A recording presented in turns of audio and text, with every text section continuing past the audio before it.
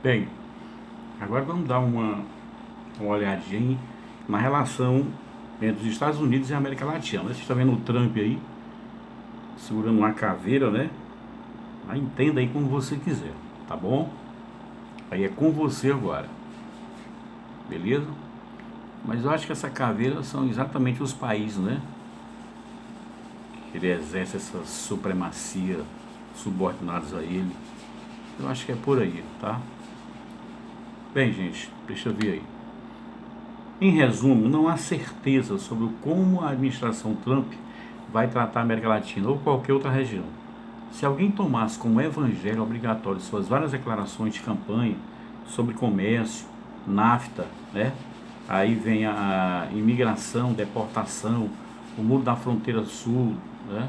Mudanças climáticas global, Cuba e outros assuntos, deveria antecipar um período de aprofundamento de conflitos entre os Estados Unidos e seus vizinhos mais próximos da América Latina. Tá certo? Então, assim, é, diversas economias do continente, elas estabeleceram acordos, né, bilaterais ou regionais com esse país. Né? Então, atualmente, por exemplo, 81% das exportações mexicanas são para os Estados Unidos. Né? São acordos, né? São propostas, né?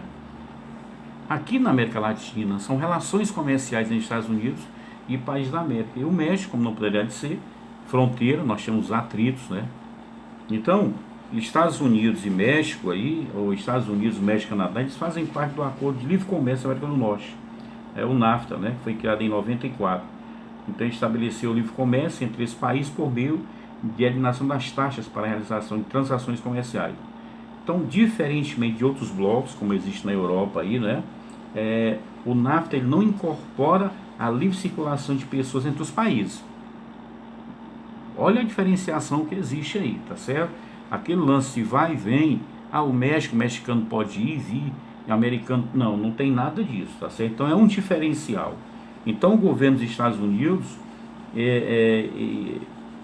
inclusive ele pratica diversas ações para dificultar a entrada, né?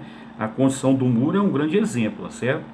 Bem, o que é que eu penso?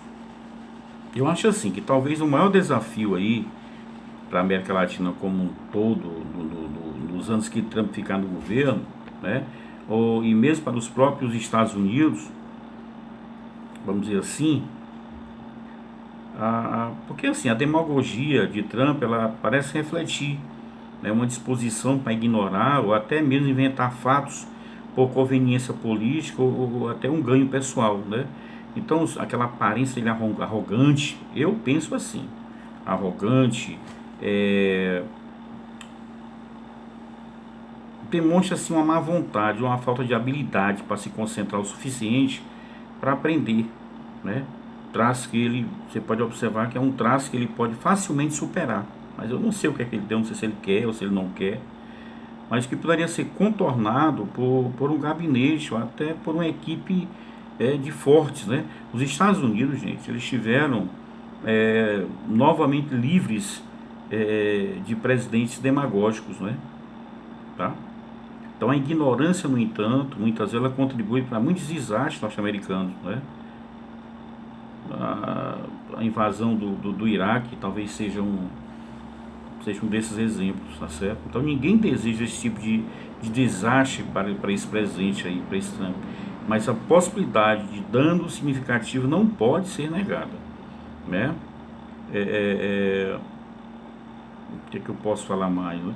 Então eles deveriam assim estar formulando ideias e propostas bilaterais, subregionais, né? Para toda a região, né? Para que exista aí, nesse caso, uma cooperação norte-americana. Então, partilhar problemas, moldar oportunidades mútuas, né? Como também até perceber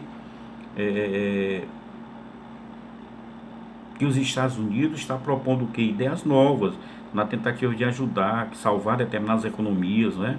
Não pensar só em vantagens próprias, né? Então eles deveriam, na minha concepção, desenvolver propostas sobre questões específicas, né? Sei lá, que pudesse realmente compartilhar, economicamente falando, politicamente falando, né? e dividir um pouquinho, né? Reunir informações baseadas em fatos para poder, em determinados momentos, ajudar alguns países aí, principalmente diz respeito ao crescimento econômico, né?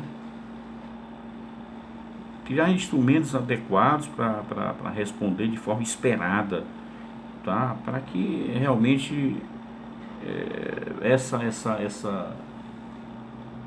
ajuda, vamos dizer assim, norte-americana fosse realmente notada por todas as nações latino-americanas, né? E não olhar com desprezo, né? Não olhar como se esses países da América Latina fossem países de economia falida, tá certo? É triste pensar dessa maneira, mas é assim, tá? Brasil e Estados Unidos, né? Então, Brasil e Estados Unidos são os dois maiores países do continente americano, vocês já sabem disso. Então, ambos possuem economias dinâmicas e diversificadas e grandes convergências de valores e interesses. Os Estados Unidos é o principal destino das exportações brasileiras. Para quem não sabia disso, né? É de produtos manufaturados. Além de ser um investidor tradicional no Brasil,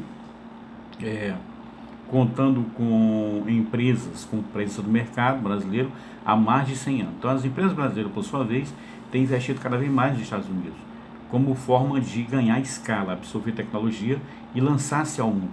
Então, as relações entre as respectivas sociedades também têm ganhado importância por meio de incremento de viagens de turismo e negócio, intercâmbio acadêmico e atividades culturais. Então, que isso não fique só entre Estados Unidos e Brasil, né? Mas que isso aconteça do modo geral, esse intercâmbio, né? Vamos dizer assim, essa mesa de negociações, tá? Então, que essa expansão, que essa tecnologia, ela chegue a todos dentro do continente americano e não de forma restrita, tá certo? Então, a gente sabe que há um claro interesse, os dois lados em dar um salto, vamos dizer assim, nessas qualidades, nessas relações bilaterais, né? Apesar da densidade das relações, há muitas e novas oportunidades que ainda podem ser, vamos dizer assim, exploradas nos mais diversos campos, né? No relacionamento bilateral. Então, com destaque para integração de cadeias de valor, né? Então, a melhoria do meio ambiente de negócios e o fomento dos investimentos, né? A facilitação a desburocratização do comércio entre eles, entre principalmente Brasil e Estados Unidos, né? O que a gente pode falar mais aí? A ampliação dessas iniciativas, que isso aí chegue não só ao Brasil, mas os demais países da América Latina, tá certo?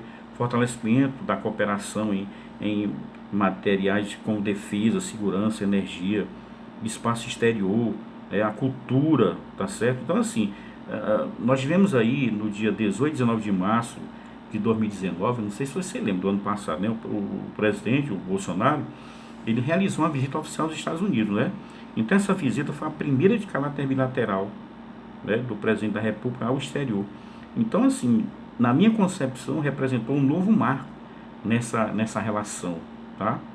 E eu acho que ficou assegurado aí um salto de qualidade na relação entre esses países. Então, entre os resultados da visita, sobressaiu o quê? A isenção do visto, né, de visita para nações ou nacionais dos Estados Unidos que desejem, no caso, eu lembro bem disso aí, que eles queiram vir para o Brasil, né?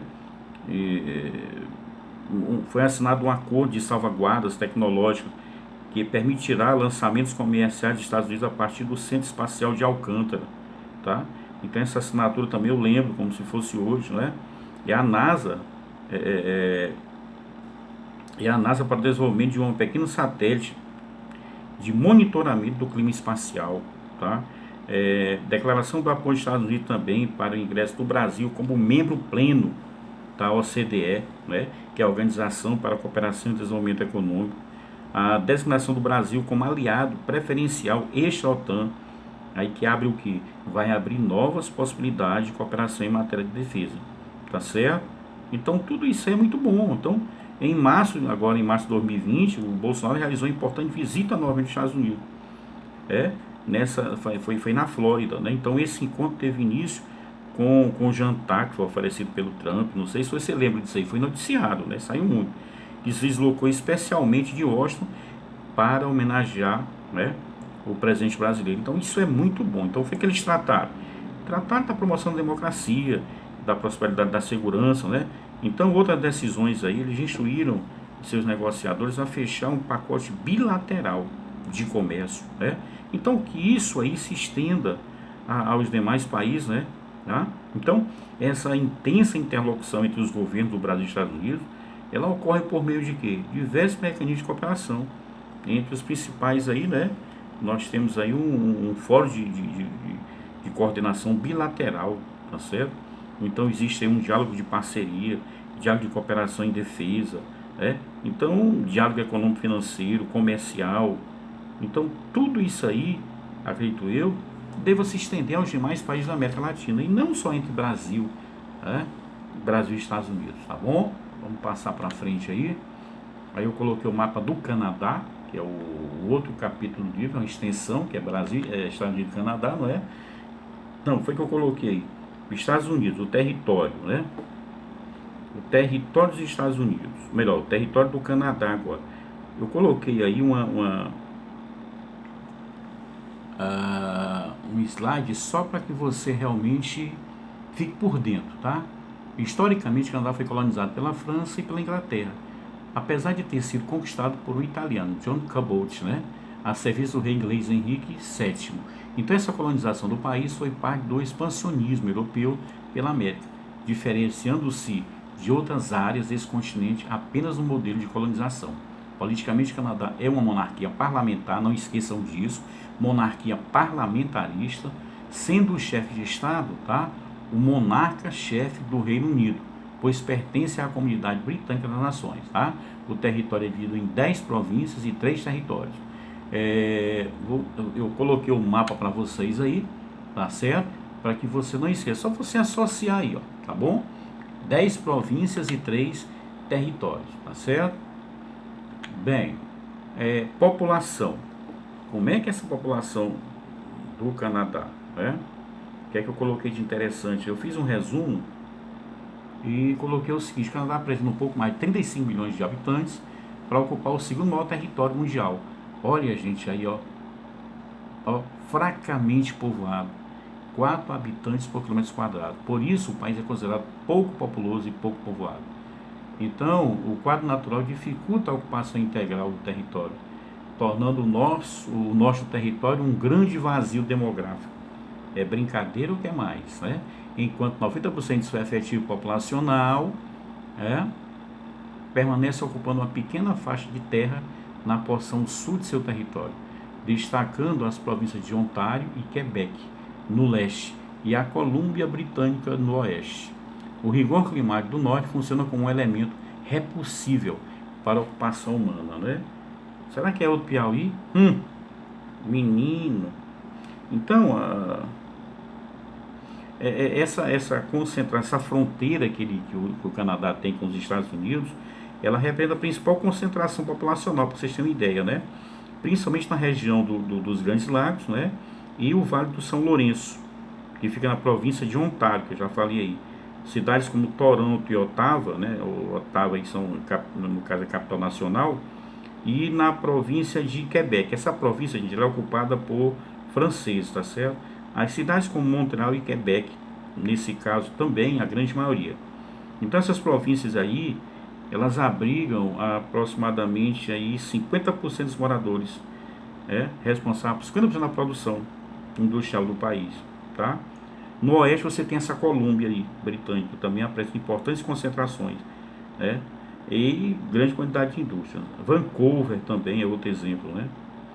Então, na porção central do Canadá, você tem a província de Alberta, com exploração de combustíveis fósseis.